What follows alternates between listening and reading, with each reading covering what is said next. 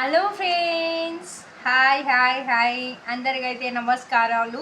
First time నా channel చూస్తున్నట్టయితే ఒక లైక్ చేసుకోండి, పక్కన ఒక బెల్ ఐకాన్ కొట్టకుండా మాత్రం మిస్ కావద్దు ప్లీజ్. అందరూ ఫస్ట్ టైం నా ఛానల్ చూస్తున్నట్టయితే ఒక లైక్ చేసుకోండి, పక్కన బెల్ ఐకాన్ కొట్టకుండా మాత్రం మిస్ కావద్దు ప్లీజ్. నేను ఇలా టాపిక్ ఏం చెప్తున్నానంటే అరేంజ్ మ్యారేజ్ గురించి చెప్పబోతున్నాను అండ్ ఇంకా లవ్ మ్యారేజ్ గురించి కూడా చెప్పబోతున్నాను. ఏం ఎక్స్ప్లెయిన్ చేయబోతున్నానంటే ఇప్పుడు లవ్ మ్యారేజ్లో ఎక్కువ ప్రేమ అనేది ఉంటుందా, అరేంజ్ మ్యారేజ్లో ఎక్కువ ప్రేమ అనేది ఉంటుందా అనే డిస్కషన్ అయితే మీ ముంగటికైతే నేను చెప్పబోతున్నాను. లవ్ మ్యారేజ్లో అంటే మనం ఇష్టపడ్డ అమ్మాయి మనతోటే, మనం ఇష్టపడ అంటే మనం చాయిస్ చేసుకున్న అమ్మాయి. ఇప్పుడు అంటే లవ్ మ్యారేజ్లో ఎలా ఉంటుందంటే సపోజ్ ఈ పండు అంటే నాకు చాలా ఇష్టము, ఈ పండు అంటే ఒక యాపిల్ అయినా కానీ ఒక దానిమ్మ పండు అయినా కానీ ఏదైనా కానీ ఈ పండు అంటే మనకి ఇష్టం. లవ్ మ్యారేజ్ గురించి ఎక్స్ప్లెయిన్ చేస్తున్నాను నేను, దయచేసి చూస్తున్న వాళ్ళైతే కంపల్సరీగా చూడండి. ఇప్పుడు లవ్ మ్యారేజ్లో ఎలా ఉంటుందంటే మనం చాయిస్ చేసుకున్న అమ్మాయి మనకు లభిస్తుంది. అరేంజ్ మ్యారేజ్లో ఎలా ఉంటుందంటే ఇంట్లో వాళ్ళు చూసిన అబ్బాయి మనకు లభిస్తాడు. అందుకని లవ్ మ్యారేజ్లో ఎక్కువ ప్రేమ ఉంటుందా, అరేంజ్ మ్యారేజ్లో ఎక్కువ ప్రేమ ఉంటుందా అని నేను చెప్తున్నాను. 100కి 100% చెప్తున్నాను. అయితే ఇప్పుడు లవ్ మ్యారేజ్లో ఎలా ఉంటుందంటే ఇప్పుడు మన ఇష్టం మీద ఉంటుంది, మన మీద ఉంటుంది. సపోజ్ నాకు యాపిల్ పండు అంటే ఇష్టము, ఈ యాపిల్ పండు ఇష్టం కాబట్టి ఇది నాకే దక్కాలి, వేరే వాళ్ళకి దక్కడం నాకు ఇష్టం లేదు అని అంటారు చూడండి. దీన్ని లవ్ మ్యారేజ్ అంట. ఎందుకంటే లవ్ మ్యారేజ్ అంటే మనం ప్రేమించిన అమ్మాయి మన కోసము మనకి అవసరం అంటే మనకు అవసరం అని కాదు, మనకి ఇష్టం కాబట్టి ఆ అమ్మాయి నాకు నచ్చింది, నేను ఆ అమ్మాయిని మ్యారేజ్ చేసుకుంటాను, ఆ అమ్మాయిని నేను చాలా మంచిగా చూసుకుంటాను, ఆ అమ్మాయిని అన్ని విధాలా నేను చాలా కేర్ఫుల్గా చూసుకుంటాను, అదే ఎన్ని కష్టాలు వచ్చినా కానీ నేను ఆ అమ్మాయితోటి లైఫ్ లాంగ్ గడపాలని అనుకుంటాం చూడండి. దీన్ని 100% లవ్ మ్యారేజు. అదే లవ్ అని అంటారు. ఇంకొకటి లవ్ మ్యారేజ్లో ఏముంటుందంటే చాలా మటుకైతే ఇప్పుడు 100కి 90% మనుషులు ఎలా ఉన్నారంటే లవ్ మ్యారేజ్ చేసుకుంటున్నారు కానీ ఎవరికి వాళ్ళే బ్రేకప్ చేసుకొని వెళ్ళిపోతున్నారు. ఒక 3 months కలిసిమెలిసి ఉంటారు, మా అంటే 1 year, మా అంటే 2 year ఉంటారు కలిసిమెలిసి, తర్వాత బ్రేకప్ చేసుకుని వెళ్ళిపోతున్నారు. ఇది లవ్ మ్యారేజ్ అంటే కాదు. లవ్ మ్యారేజ్ అంటే ఎలా ఉంటుందంటే లవ్ చేసేటప్పుడు మనం ఒక్కసారి ప్రేమించేటప్పుడు ఈ పర్సెంట్ మనకి కరెక్టే కదా అని మనకి ఇక్కడ అనిపించాలి. ఎలా అనిపించాలంటే వాళ్ళని చూడంగానే ఆటోమేటిక్గా హార్ట్ అనేది అదంతా అదే కొట్టుకోవాలి, వీళ్ళు మనకి కరెక్ట్ పార్ట్నర్ అని మనకి ఇక్కడ తెలుస్తుంది, హార్ట్లో తెలుస్తుంది కరెక్ట్ పార్ట్నర్. ఏదో దూరంకి వెళ్ళేసి ఎస్ బాగానే ఉన్నాడు, యా సో నైస్గానే ఉన్నాడు అని నాకు గిఫ్ట్స్ ఇప్పిస్తున్నాడు, నాకు డ్రెస్సులు ఇప్పిస్తున్నాడు, నాకు అది ఇప్పిస్తున్నాడు, ఇది ఇప్పిస్తున్నాడు అని అందరు అనుకుంటారు చూడు. ఇది అసలు లవ్ మ్యారేజే కాదు, చెప్తున్నాను కానండి. గిఫ్ట్ అంటే ఇప్పుడు చాలామంది అమ్మాయిలు ఎలా ఉంటారంటే డిప్రెషన్, ఏమనుకుంటానంటే డిప్రెషన్, వావ్ ఇలా వ్యాలంటీ రోజు మా వారు నా కోసం ఏమి తేలేరు, ఏంటి ఈ అబ్బాయి నా కోసం ఏం తేవలేదా అని ప్రతి ఒక్క అమ్మాయి కాదు, ఏదో మనకి టైంపాస్గా యూజ్ చేసి వదిలేస్తారు చూడండి. ఆ అమ్మాయి ఇలా చేస్తుంది. నిన్ను రియల్గా అయితే ఏ అమ్మాయి అయితే లవ్ చేస్తుందో ఆ అమ్మాయి నీ నుండి ఏది ఆశించదు. 100%గా చెప్తున్నా, 100% చెప్తున్నా. ఏ అమ్మాయి అయితే మిమ్మల్ని మనసు పూర్తిగా లవ్ చేస్తుందో తను నీ దగ్గర నుండి ఒక్క రూపాయి కూడా తీసుకోదు, నీతోటి ప్రేమగానే ఉంటుంది. నువ్వెన్ని మాటలన్నా భరించుకుంటా ఓర్పుగా ఉంటుంది. రియల్గా నిన్ను ప్రేమించే అమ్మాయి అయితే, రియల్గా నిన్ను ప్రేమిస్తే అమ్మాయి నీ నుండి ఏది ఆశించదు. నువ్వు చిన్న గుడిసెలో ఉన్నా కానీ కారం అన్నం తిన్నా కానీ ఆ అమ్మాయి బిర్యానీ తిన్నంత ఫీలింగ్లో ఉంటుంది నిన్ను రియల్గా లవ్ చేసే అమ్మాయి. ఇప్పుడు ఎలా ఉన్నారంటే డబ్బుని చూసి లైక్ చేసే వాళ్ళే ఉన్నారు ఎక్కువ మటుకైతే. అదే చెప్తున్నాను. లవ్ మ్యారేజ్కి అరేంజ్ మ్యారేజ్కి డిఫరెంట్ ఏముందంటే, లవ్లో ఎలాంటి స్వార్థం ఉండదు, ఒకరి మీద ఒకరికి నమ్మకం అనేది ఉండాలి. మా హస్బెండే కదా, మా హస్బెండ్ ఇలాంటి బై మిస్టేక్స్ ఏది చెయ్యడు. ఎవరు ఏది చెప్పినా ఇంకొకటి ఎవరు, కొంతమంది ఫ్రెండ్స్ ఉంటారండి, లవ్ మ్యారేజ్ చేసుకున్నాం అనుకో, వీళ్ళిద్దరి మీద అదే వీళ్ళిద్దరిని ఏదో ఒకటి చెప్పి అమ్మాయి గురించి నెగిటివ్ చెప్పడం, అబ్బాయి గురించి నెగిటివ్ చెప్పడం. ఇప్పుడు అమ్మాయి వాళ్ళ ఫ్రెండ్స్ ఏం చేస్తారు, అమ్మాయి గురించి నెగిటివ్ చెప్పడం. అబ్బాయి వాళ్ళ ఫ్రెండ్స్ ఏం చెప్తారు, అమ్మాయి గురించి నెగిటివ్ చెప్పడం. ఇలా ఇది కామన్. ఇలాంటిది పట్టించుకోకుండా మన ఫోకస్ ఏంది, మనం ఇలా లవ్ మ్యారేజ్ చేసుకున్నాం, మనం ఎలా బతకాలి, ఎలా బతకాలి, ఏం చెయ్యాలి, ఇంకా ఎలా బెస్ట్గా అనుకోవాలి, మన లైఫ్ ఏంది, మనం ఇంకా అందరినీ కాదని మనం ఇలా మ్యారేజ్ చేసుకున్నాం, మనం గొప్పగా బతికి చూపించాలి అని అనుకుంటారు చూడండి. వీళ్ళు 100%, 100కి 100% లైఫ్లో కష్టం వచ్చినా నష్టం వచ్చినా పట్టుదలతోటి నిలబడతారండి. దీన్నే లవ్ మ్యారేజ్ అంటారండి 100%. నాకు తెలిసిన మట్టుకైతే మా అక్కని అయితే అడిగి చూశాను, మా ఇంటి పక్కన అక్కని అడిగి చూస్తే తను చెప్పింది లవ్ మ్యారేజ్ గురించి. లవ్ మ్యారేజ్ గురించి అయితే ఇలా చెప్పింది తను. లవ్ మ్యారేజ్లో ప్రేమ ఉంటుంది, కష్టం ఉంటుంది, కష్టానికి ఫలితం కూడా ఉంటుందంట. కష్టానికి ఫలితం అంటే ఏంటంటే, వీళ్ళకి ఎవరు సపోర్ట్ చేయరు. లవ్ మ్యారేజ్ చేసుకుంటారు కదా, సపోర్టింగ్ అనేది ఎవరు ఇయ్యరు. ప్లస్ ఈ అమ్మాయి తరపు నుండి సపోర్ట్ రాదు, ఈ అబ్బాయి తరపు నుండి కూడా సపోర్ట్ రాదు. వీళ్ళ సొంత కాళ్ళ మీద బతికి వీళ్ళ ఒక ఇల్లు కట్టుకుంటారు చూడండి, అప్పుడు ఈ అమ్మాయి తరపు వాళ్ళు వస్తారు, అబ్బాయి తరపు వాళ్ళు వస్తారు. అది ఒక సక్సెస్ అనేది అని అంటారు చూడండి. అది లవ్ మ్యారేజ్ అంటే ప్రేమ ఉంటుంది, కష్టం ఉంటుంది, కష్టానికి ఫలితం కూడా ఉంటుంది అని అంటారు చూడండి. ఈ కష్టం తట్టుకొని నిలబడే వాళ్ళే దీన్ని సక్సెస్ఫుల్గా మనం ట్రీట్ చేసిన వాళ్ళం అవుతాము. ఇదే అండి లవ్ మ్యారేజ్లో కష్టాలు ఉంటాయి, అన్నీ ఉంటాయి, ఏడుపులు కూడా ఉంటాయి, కొట్లాటలు ఉంటాయి, అన్నీ అయితే కానీ అవన్నీ భరించి ముంగటికి వెళ్ళే వాళ్ళే ఫుల్ సక్సెస్ అని రీచ్ అయిన వాళ్ళు ఉంటారు. ఇప్పుడు నేనైతే అరేంజ్ మ్యారేజ్ గురించి చెప్పబోతున్నాను.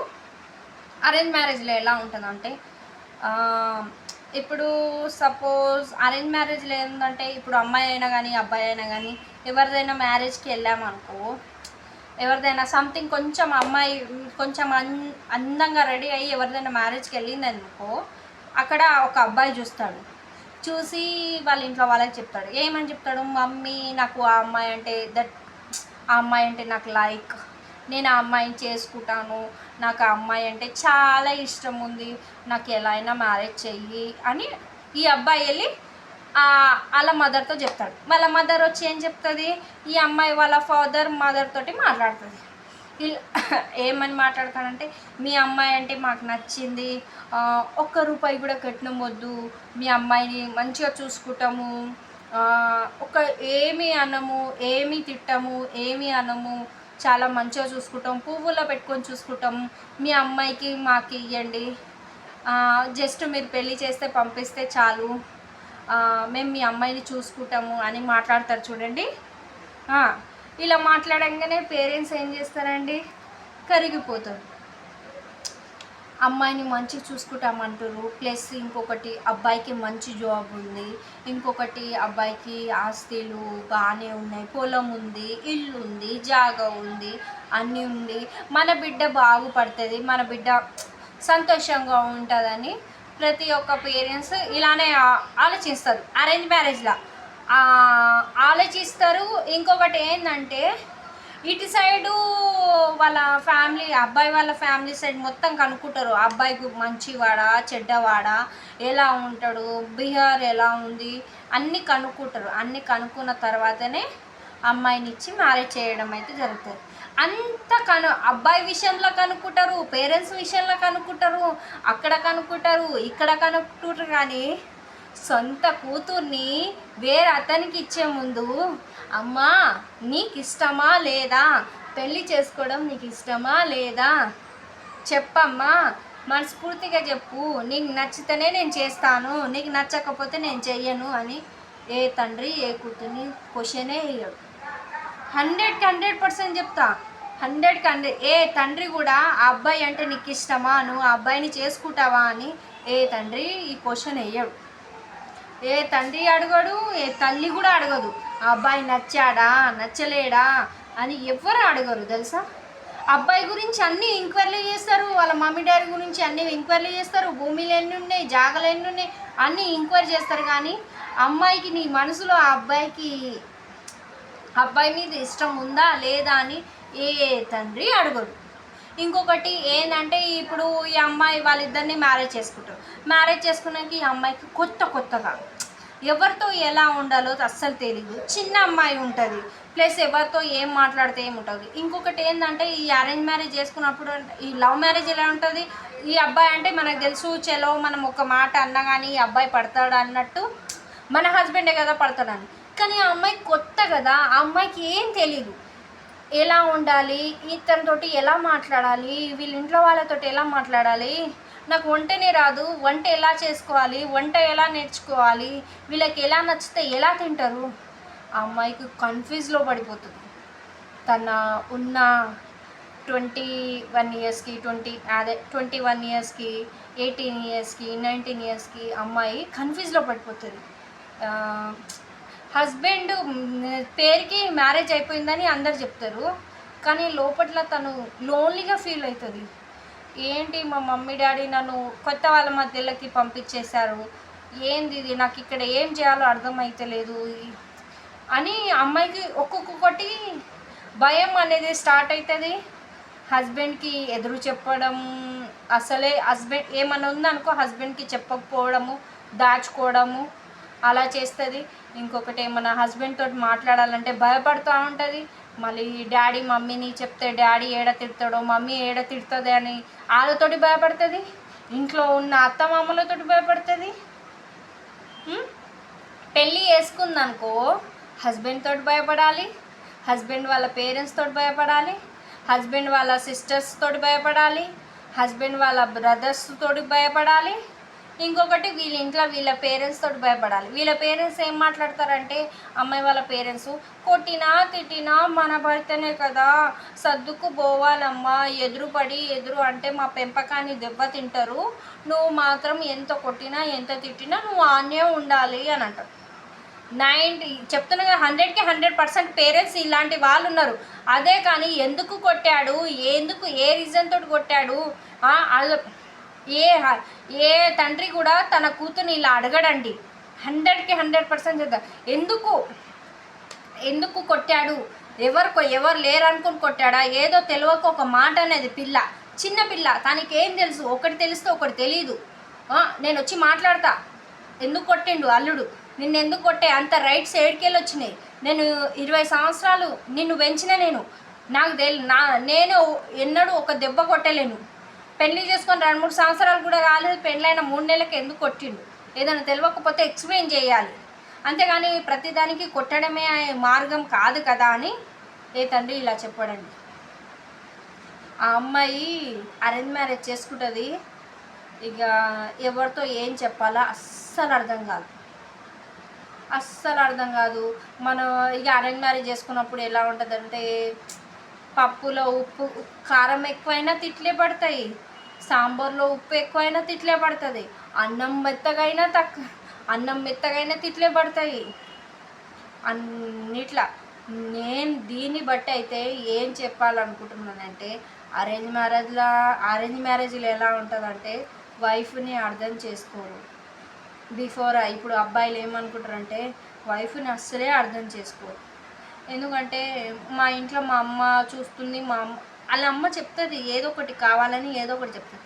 అదే హస్బెండ్ కూడా అర్థం చేసుకోవచ్చు కదా, నా భార్య ఎసంటిదో నాకు తెలుసు, నువ్వు ఇలా చెప్పొద్దు. నేను ఎంతో కొంతనో హస్బెండ్ అనే ఆయనే తన వైఫ్ కొంచెమన్నా సపోర్ట్ ఉంటే తనకు కూడా నా హస్బెండ్ నాకు సపోర్ట్ ఉన్నాడని అదొక ధైర్యం ఉంటుంది. కానీ ఈ జనరేషన్లో అయితే అలా లేదు, అస్సలు లేదు. నిజంగా 100%గా చెప్తున్నాను. హస్బెండ్ సపోర్ట్ లేదు, పేరెంట్స్ సపోర్ట్ లేరు. ఆ అమ్మాయి ఎవరితో చెప్పుకోవాలా, ఎవరితో చెప్పుకుంటే ఏమనుకుంటారు అనే భయంలోనే చాలామంది ఆడవాళ్ళు ఇంట్లోనే మనసులో బాధ, తన కడుపులో వెళ్ళి పుట్టిన పిల్లలకు కూడా చెప్పుకోలేని పరిస్థితి వచ్చింది. అలాంటి లవ్ మ్యారేజ్లో ఇలా ఉంటుందండి. నాకు తెలిసిన మటుకైతే లవ్ మ్యారేజ్లో ఇలా ఉంటుంది. దీన్ని బట్టి చూస్తేనేమో లవ్ మ్యారేజ్లో ప్రేమ ఉంటుంది, కష్టం ఉంటుంది, సుఖం ఉంటుంది, అన్నీ ఉంటాయి. అరేంజ్ మ్యారేజ్లో ఏముంటుందంటే అందరు ప్రేమ ఉన్నట్టే నటిస్తారు, కానీ చివరికి మనకి ఏదైనా కష్టం వచ్చిందంటే ఎవ్వరు రారండి. అదే లవ్ మ్యారేజ్లో అయినామనుకో, అదే లవ్ ఉందనుకో, లవ్ మ్యారేజ్లో ఎలా ఉంటుందంటే వానికి ఫస్ట్ చెప్పేస్తారు, అరే నువ్వు చేసుకున్నావు నువ్వే అనుభవించిరా అని వానికి ముఖం మీదనే చెప్తారు. అదే అరేంజ్ మ్యారేజ్లో ఎలా ఉంటుంది తెలుసా, మనతో తీయగా మాట్లాడుతూనే మనతో అయ్యో లేవు సారీ ఇప్పుడు డబ్బులు లేవు అని చెప్పేస్తారు. అలాంటి మనకి ఏదైనా అవసరం వచ్చిందనుకో పేరుకి అందరు ఉంటారు, పేరెంట్స్ ఉంటారు, చుట్టూగా అందరు ఉంటారు, అన్నదమ్ములు ఉంటారు, సిస్టర్స్ ఉంటారు, అందరు ఉంటారు, కానీ మనకి చిన్నపాటి కష్టం వచ్చేసరికి ఎవరు రారు. ఆఖరికి తన భార్య మెల్లో ఉన్న పుస్తెల తాడైనా కానీ తాకట్టు పెట్టాల్సి వస్తుంది హస్బెండ్కి.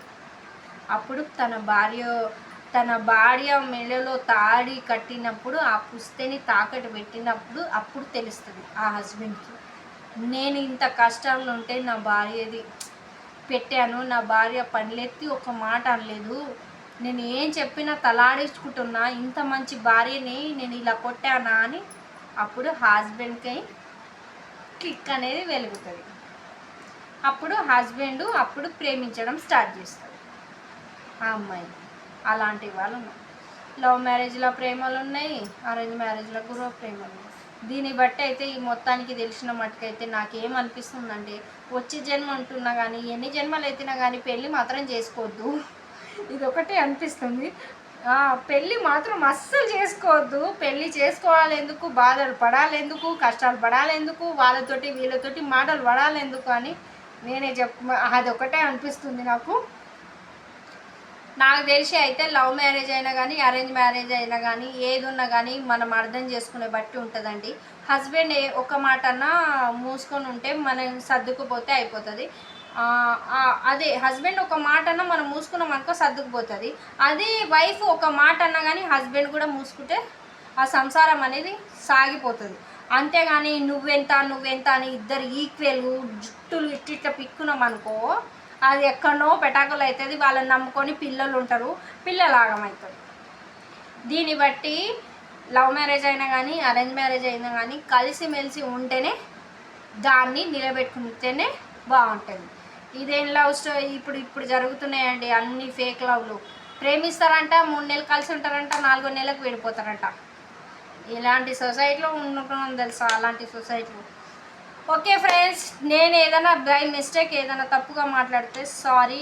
నా ఛానల్ చూస్తున్న వాళ్ళందరూ లైక్ చేసుకోండి, సబ్స్క్రైబ్ చేసుకోండి, పక్కన బెల్ ఐకాన్ కొట్టకుండా మాత్రం మిస్ కావద్దు. బాయ్.